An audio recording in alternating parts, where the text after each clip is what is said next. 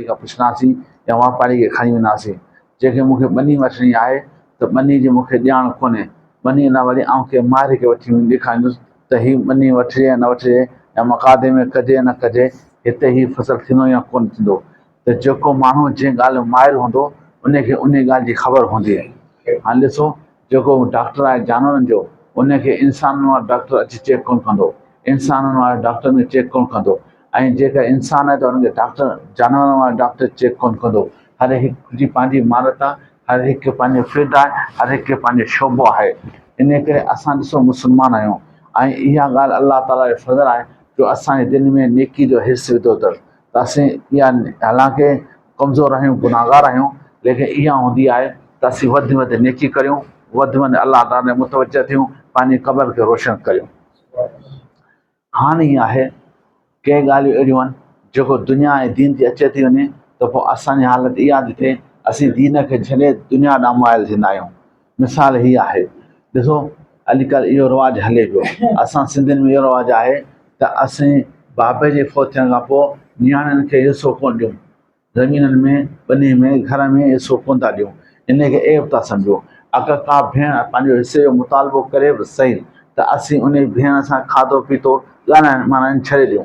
हथां खे अहिड़ा वाक़िया बि थिया आहिनि, अगरि कंहिं भेण जो रिश्तेदारी थी आहे उन नियाणी खे पंहिंजे घर में रखियो अथसि, पर उन भेण जेको आहे उहो पंहिंजे बाबे जी मिल्कियत जो मुतालबो कयो आहे भाउ खां त मूंखे शरी हिसो मूंखे ॾियार, त भाउ छा करे पंहिंजी भाणीजी खे बि तलाक ॾियारे उन खां जान छॾाई आहे। इहो हिकु वॾो ज़ुल्म आहे।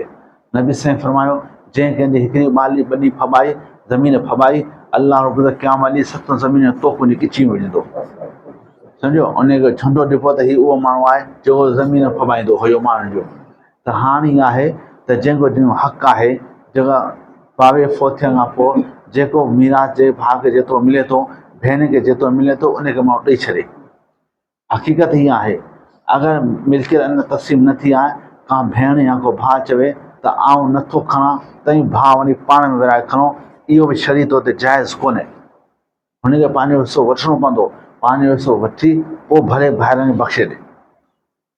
सम्झे असांजी हालति इहा आहे त असां खां भेण वठे त औरतूं हुनखे जी टोकूं हूंदियूं त हीअ लालची आहे, ॿाहिरनि खां हिसो वठी वठी आहे। हालांकि हिसो त हुनखे कोन वरितो आहे, हिसो त हुनखे शरीयत ॾियारियो आहे, हिसो त हुनखे रसूल सल्लल्लाहु अलैहि वसल्लम ॾियारियो, हिसो त हुनखे ख़ुदा जे क़ुर हुनजो शइ आहे। हा वरी के भेणियूं अहिड़ियूं आहिनि जो ॿाहिरनि खे हिसो ॾेई छॾनि, पोइ हालति अची आहे पंहिंजे ते उहे भेणियूं जेके आहिनि नसवार जी चुटीअ लाइ ऐं मैनपुरी जे चुटी लाइ बि पिनंदियूं अथनि। आहियां कोन ॾिसो हिकु नबी साईं जो साहिबी अमर बिन आस, उनजो बाग़ हो, हुनजा रसूल ऐं सॼो बाग़ अलाह जी राह में ख़राब करणु चाहे थो, नबी साईं फरमाए न सॼो बाग़ ख़राब न कर, जेसीं पर आउं अधु करियां, नबी साईं फरमाए न अधु न कर, जेसीं मां टियों हिसो करियां, नबी साईं फरमाए टियों हिसो कर, पर साईं फरमाए असुलु कसीर, जो टियों हिसो बि जाम आहे। नबी साईं खे मिल्कियत अलाह जी राह में ॾियण जी मना फरमाए। छो मना फरमाई? इन करे अॼु तूं पंहिंजी सॼी मिल्कियत अलाह जी राह में ॾी, सुभाणे तुंहिंजी औलाद पिने, ईअं त न हुजे न, पिननि बि ऐब आहे न। हा त अलाह जी राह में एतिरो ॾिबो जिते इंसानी वुसअत आहे, सॼे माल खे माण्हू अलाह जी राह में ॾिए ऐं पोयां औलाद अची बुखियो मरे त इहो शरीअ तौर ते जाइज़ कोन्हे। नबी साईं इन ॻाल्हि खां मना फरमाई। जीअं आख़िरी हिकु ॻाल्हि करियां, ॾिसो बाबा जीअं मूं पहिरीं ॻाल्हि कई त हर हिकु माण्हू पंहिंजे फन में माहिर हूंदो आहे। त हाणे शरीर मसइलो हूंदो पाण आलिम खां पुछंदासीं त ॻाल्हि इहा आहे त हीअ पंहिंजो ॻोठु आहे ॿाराड़ी आहे, ॿाराड़ीअ में अलाह साईं जुमे जो निमाज़ कोन रखी आहे, जुमे निमाज़ कोन थींदी हिते। हिते अगरि पढ़ो था त ज़ोर निमाज़ भले पढ़ो, जीअं ज़ोर आम तौर जीअं तव्हां ख़मीस ऐं छंछरु ते ज़ोर पढ़ो न, ईअं जुमे ते ज़ोर पढ़ी छॾियो।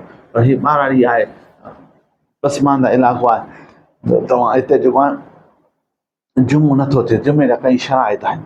अगरि शहर वञो था पोइ वञी पढ़ी अचो, उहा ॻाल्हि कोन्हे। ॿारहें जो निकिरो हितां, ॿारहें निकिरी मस्जिद वेही रहो, वरी जिते निमाज़ थिए बसि निमाज़ पढ़ी वरी बिस्मिल्लाह करिणो अचे। 12 वञी निकिरंदो त 12:30 बजे हुते पहुचंदो, अधु कलाक वधी मस्जिद में वेंदो, ख़तीब बंदो जेको अलाह साईं इल्मु ॾिनो माण्हू हासिलु कयो वरी माण्हू वापसि अचे। उहो शहर वञी पढ़ो त सही आहे, पर हिते जुमो कोन। ठीकु आहे। वाह।